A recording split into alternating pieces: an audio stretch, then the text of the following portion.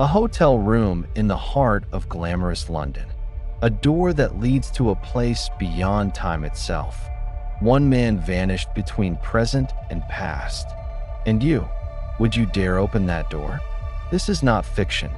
This is a real case, buried deep within the shadowy history of the Langham Hotel.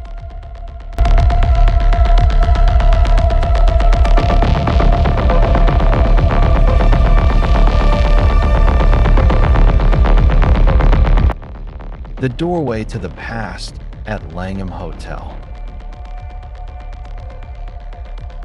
This story is not a product of fiction. It is based on reports, testimonies, investigative records, and archived documentation involving one of England's oldest and most prestigious hotels, the Langham Hotel in London. What you're about to read may sound implausible or terrifying, but remember, the names of individuals have been changed for legal reasons.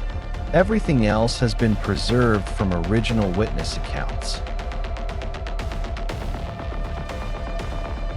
The Langham Hotel, located in the heart of London, is a symbol of Victorian architecture and colonial-era power. But beneath that grandeur lies a well-kept secret.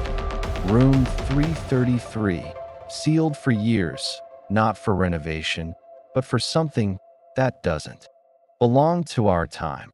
The first person to publicly report on the room was Tom Chambers, a veteran journalist formerly with the BBC.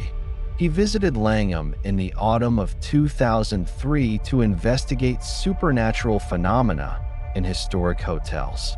He never expected to become a part of the story. "I wasn't hallucinating," Tom wrote in an unpublished memoir. "I opened the door, stepped into room 333, and the moment it closed behind me, I was no longer in 2003. According to Tom, the room at first appeared perfectly normal. Warm yellow lighting, red velvet curtains, dark wood floors. But within minutes, everything shifted quietly and instantly. Like the world was correcting itself. His wristwatch stopped. His phone lost all signal. And when he looked out the window, the London he saw was not the London of the 21st century. No cars, he said, just horse-drawn carriages. People walking in Edwardian clothing.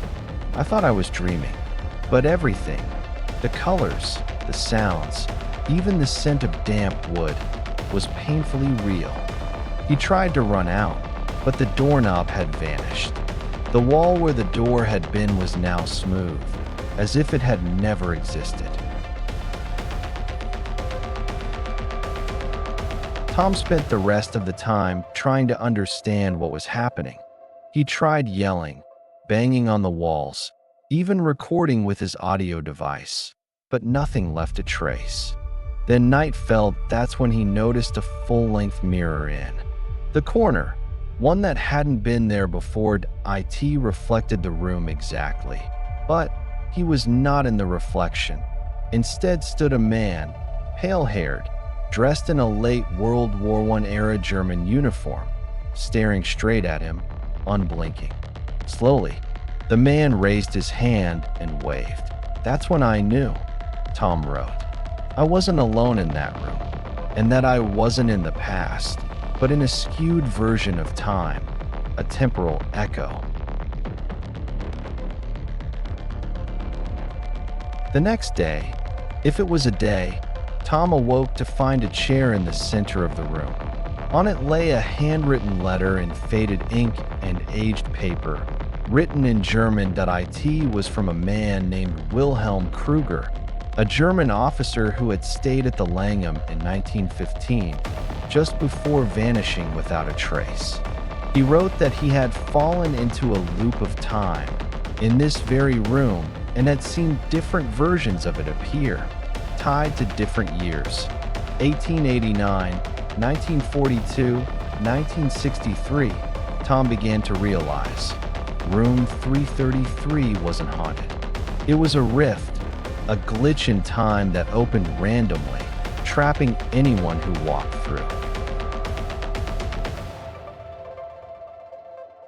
After Tom somehow escaped the room, in a way no one has explained, he immediately searched the hotel's archives that a retired concierge named Edgar Rowley revealed that room 333 was sealed in 1973 after a historian went missing for 3 days and returned in hysterics. Hair turned completely white. The Langham had once hired a research team from the London Institute of Physics to measure magnetic field anomalies around room 333, but the team refused to publish the results. That report was never made public. Tom submitted his findings to the BBC, only to be rejected for lacking scientific grounding. A single copy of his full report remained in his possession, now held by his daughter after his death in 2015. In 2018, a British YouTuber named Mila Thorne secretly filmed herself sneaking into room 333 to debunk the ghost legends. Her chest-mounted camera showed her entering the room, the door shutting by itself. She panned around with a flashlight, making jokes. "If anyone's here, let me know what year I'm in, yeah?" 6 hours later, hotel staff found the camera sitting just outside the room. It replayed the final minutes of footage, Mila screaming in terror, her voice shaking. "This isn't an illusion. This isn't a hotel. This is 1915. Mila was never found again. Room 333 was sealed, this time permanently. Today, if you visit the Langham Hotel and ask about room 333, the staff will smile and say it's under renovation. But longtime housekeepers will quietly advise you to avoid the West Wing after dark. They say people still hear footsteps pacing inside and knocking from the inside of the sealed room. No one answers. The door is still there. Not locked, not chained, just left alone. Because once you step inside, there's no guarantee you'll come back to your own time.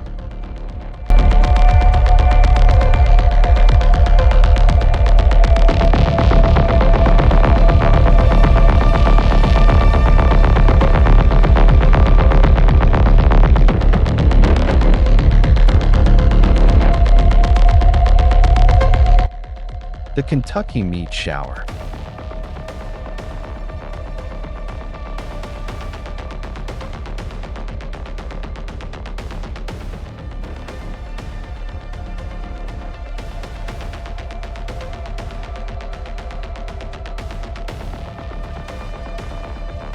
What if it rained raw meat? In 1876, under a clear Kentucky sky, dozens of red, fleshy chunks fell from nowhere. Witnesses screamed. Scientists were baffled. No one has ever explained it. And it really happened.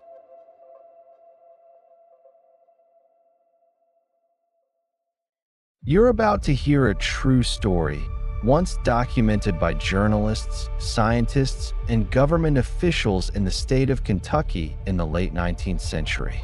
It is not satire, not an April Fool's joke, and to this day remains unexplained. This bizarre and unsettling phenomenon became known as the Kentucky meat shower, a strange event described as chunks of raw meat falling from the sky, which occurred in 1876. Samples were collected, analyzed, and even now, the mystery remains.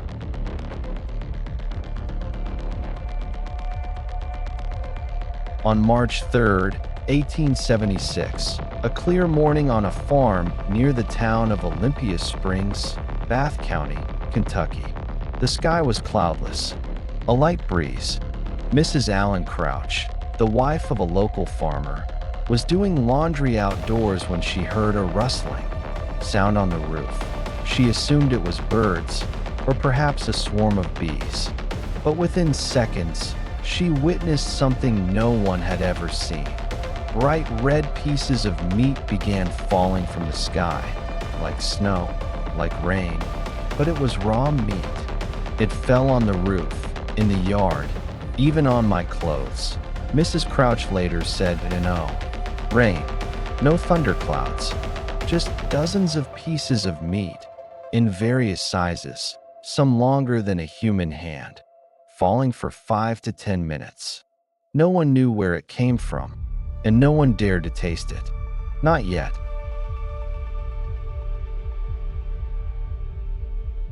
That very day, locals rushed to the Crouch farm. Word of mouth spread fast across the otherwise quiet countryside. Many came to collect samples, and 2 particularly brave men decided to grill and taste the meat. "It's tough and grainy. Like mutton," one said.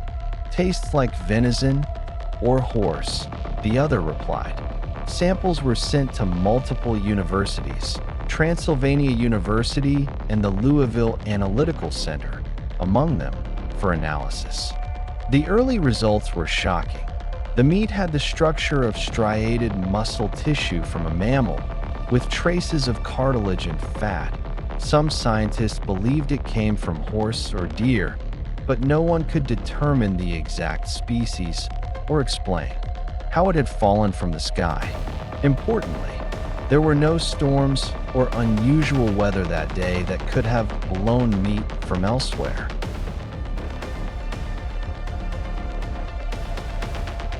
A scientist named Leopold Brandeis, who received one of the samples, stated, "I discovered what appears to be horse lung, beef muscle, and even chicken cartilage all in the same piece of meat." Brandeis persuaded Scientific American to publish his findings, but no one could explain the strange part. Why were there tissues from multiple different animals in a single sample? Had someone thrown meat into the air on purpose? But how could meat fall evenly distributed over hundreds of square meters? Was it an explosion? A train accident? A sophisticated hoax? No one had an answer.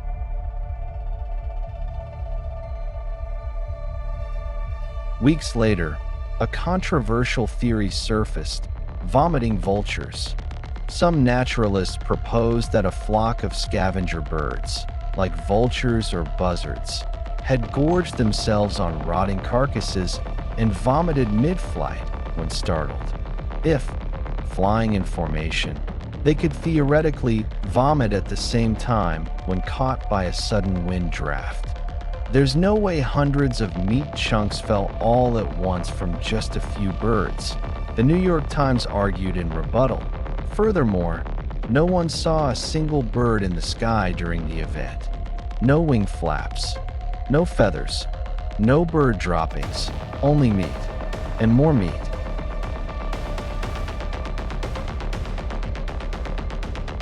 As the story reached major newspapers like the New York Herald and Scientific American, the entire country buzzed with intrigue. Headlines screamed, "Meat falls from sky. Kentucky in panic. God's wrath or a wasted meal. The reign of." 1,000 theories. Bath County authorities formed a temporary investigative committee. But after 3 weeks, the official report concluded, there is no evidence of the scene being staged. No physical source identified. The phenomenon cannot be reproduced. The case was closed without resolution.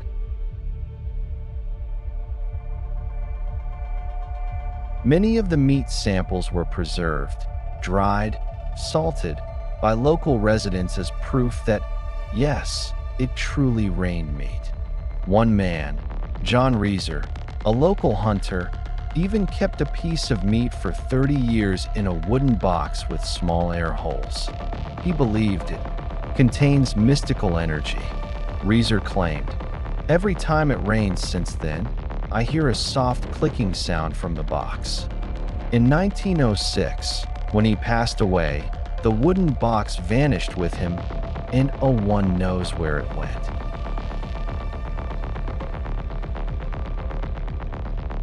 To this day, the Kentucky meat shower remains an unsolved mystery. No photographs exist. Cameras were rare in 1876, but there are multiple eyewitnesses, analyzed specimens, and even official documentation confirming the event. Some believe it was a sign from God. Others think it was a ripple in space-time. Still others call it a rare biological accident caused by animal behavior and weather patterns. Whatever it was, the meat did fall, and it left behind a hole in humanity's understanding of the world. Meat fell from the sky. That should never happen, but it did, and we have no way to deny it.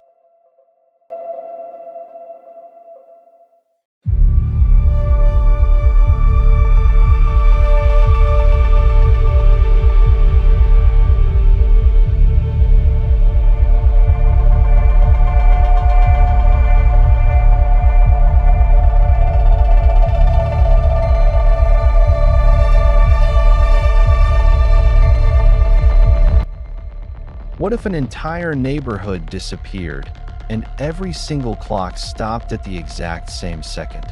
This isn't science fiction. This really happened, and no one has explained it since.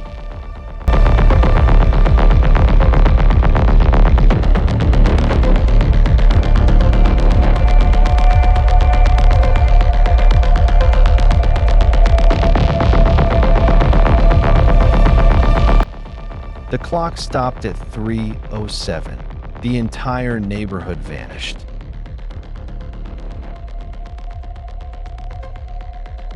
The story you're about to hear has been reconstructed from unofficial investigation records by Oregon State Police, transcribed witness statements, and a leaked copy of internal radar data from the U.S. Department of Transportation, USDOT.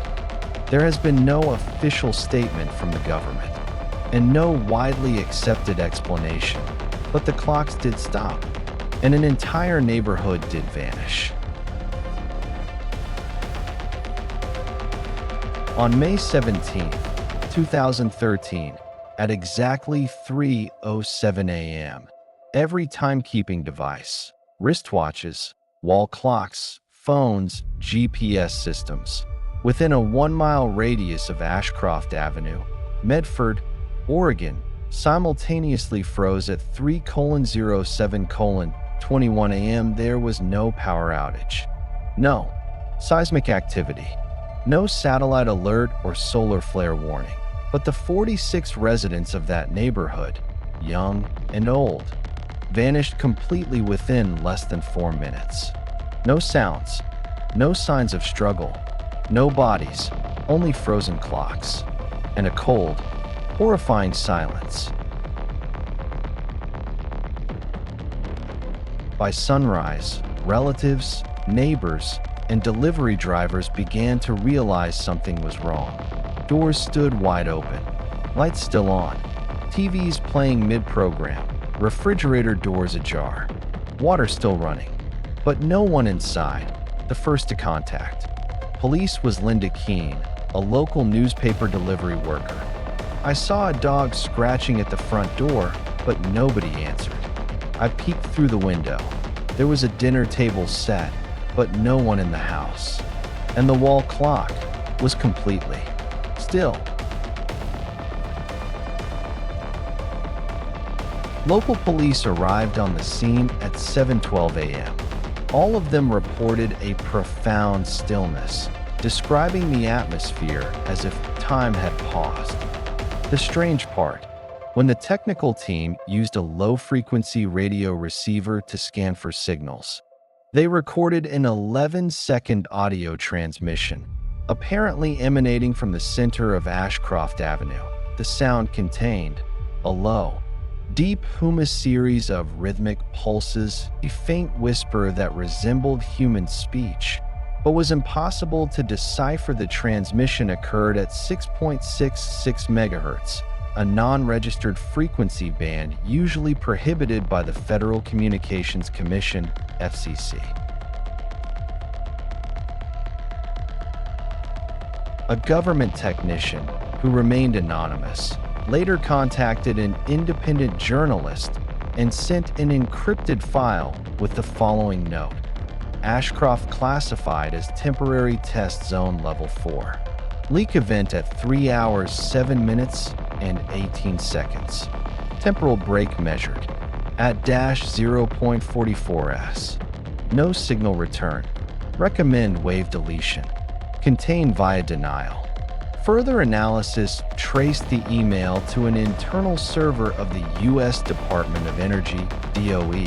When the journalist attempted to verify the address, it had already been deactivated, and his computer abruptly shut down, with the hard drive permanently encrypted. When local physicists were brought in to analyze the site, they discovered something disturbing. Every clock within the Ashcroft area, battery-powered, mechanical, digital, had frozen at exactly 03:07:21 a.m., but they hadn't just stopped. Some clocks were slightly warped backward. Clock hands appeared twisted unnaturally. Inconsistent with mechanical force. Compasses were completely disoriented, pointing to an imaginary North. A report from Oregon State University noted, "We have never observed a physical phenomenon capable of bending clock structures in such a nonlinear fashion. If not temporal torsion, the only remaining explanation is a localized rupture in the fabric of space-time." Police located a single witness, Amelia Warren, age 17, who lived just outside the affected zone and remained unaffected. "It was around 3 a.m. I couldn't sleep. I was leaning out my window when I saw the lights in the house across the street flickering. Then something like a ripple moved through the air. Everything went silent, completely. Then all the lights shut off at once, like someone had flipped a giant switch." She added that about 3 minutes later, she heard a soft pop, not like an explosion, but more like air being sucked inward. Then everything returned to normal, but the people were gone. 3 days later, Ashcroft Avenue was officially quarantined, with authorities citing chemical vapor exposure from a nearby facility. But there was no such facility within 5 miles. To this day, Google Earth satellite imagery shows the neighborhood blurred out. Zooming in yields only pixelated fog. Historical satellite data? Unavailable. All residential addresses in the area are now marked as dissolved entity. No residents ever returned. No cell signals are registered there. No official statement has ever been issued by any agency. Only a single wall clock remains, left, hanging on the porch at 1412 Ashcroft Avenue, with its hour, minute, and second hands still frozen at exactly 3 hours 7 minutes and 21 seconds.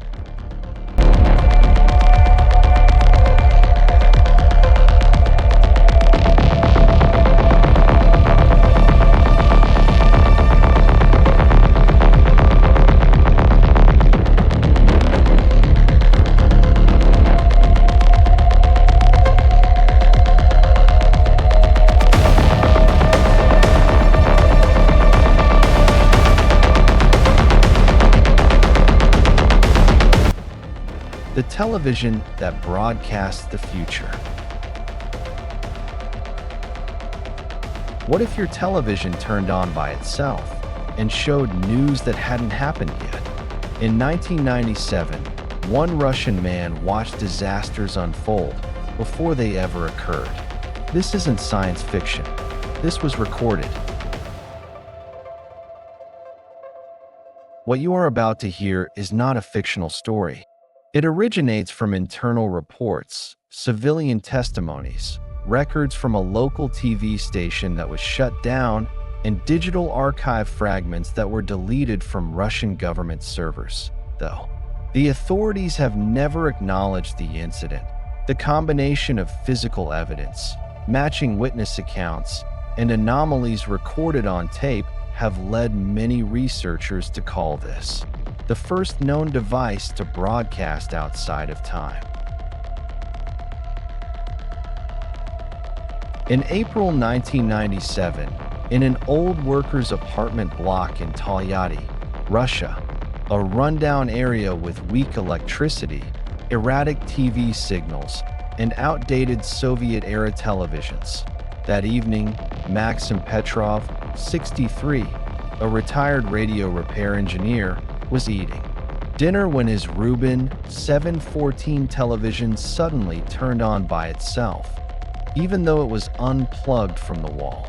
I remember clearly, I was washing my hands. When I turned back, the screen lit up. There was no static. It was a news broadcast from the future, he later recalled that on the screen. A young news anchor reporting on a subway fire in Moscow that had claimed 47 lives. But at that moment, no such event had occurred. 4 days later, the fire really happened. Every number matched. Every word matched. After the first incident, Maxim began keeping a log of every time the TV turned itself on. It only activated after dark, without power, and displayed a single channel, one that could not be accessed via external antennas. The programs appeared like normal news broadcasts. A report on the 1998 ruble collapse. 6 months early, the sudden death of a local politician, 1 week in advance. A Tupolev plane crash near Kazan on the exact day shown earlier. Strangely, the timestamp on the screen was always 3 to 5 days ahead, and the anchor's name could not be found in any broadcasting registry or media database. Maxim didn't keep the matter to himself. He recorded the broadcast using a VHS camcorder and brought the tapes to local station VTS 9 to inquire about the strange signal. Editor Galina Trofimova recalled, "We watched the footage. It was frightening because the broadcast was delivered by someone who wasn't ours. It wasn't on any official schedule. It wasn't in our archive. But our signal scanners showed it came from our local frequency band." The station reported the incident to the Russian Federal Communications Security Agency, and within 3 days, Maxim's TV and all VHS tapes were confiscated. Maxim managed to keep one small scrap of paper, a handwritten note of the last message broadcast before the TV was taken. He read it so many times he never forgot it. September 21st, roof collapse at Ekaterinburg Stadium, 112 dead. Cause: structural design flaw. Officials deny negligence. What's strange is, to this day, no such roof collapse has occurred in Ekaterinburg, but many believe the event is yet to happen. Some speculate the TV wasn't showing the future, but rather reporting from a different timeline altogether. A retired telecom engineer named Dmitry Malenkov published a 23-page report explaining how the Rubin 714 might have received signals traveling backward through time, using low-band electromagnetic anomalies. If ionospheric radiation was unusually strong due to solar disruption, certain older semiconductor circuits could behave unpredictably. If the radio wave was reflected back to its origin rather than projected outward, a short loop could form, transmitting a frequency that technically hadn't been sent yet. His report was removed from the internet within 36 hours. A group of amateur radio enthusiasts in Nizhny Novgorod reported intercepting a mysterious TV broadcast in 2001, featuring the exact same anchor scene in Maxim's videos. They had never heard of Maxim, yet the voice, camera angle, and speech. All matched. They managed to record 1 minute and 43 seconds before the signal vanished. We thought it was a test broadcast at first, but when the exact accident mentioned on screen occurred 4 days later, none of US could sleep. One group member recalled. To this day, the story of the future broadcasting television is regarded as an urban legend in Russia, but the number of suspiciously accurate details is too much to ignore. Every piece of evidence was seized. All involved individuals either withdrew or disappeared. Maxim Petrov died in 2012. In his final written note, he wrote, "If you see something that does not belong to your time, don't look away. It's not meant to warn you. It's meant to check if you still exist in that timeline." No one knows where the TV is today, but among vintage radio collectors in Russia, a rumor persists. If a Rubin TV turns on by itself at midnight and shows something strange, record it. Don't switch it off. You may be the last to witness the future.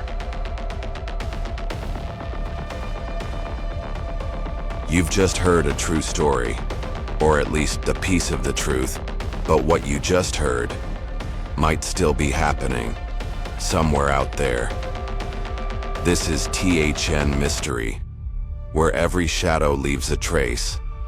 Let us know your thoughts on the story, or tell us what you want to hear next. See you again, if you still dare to return.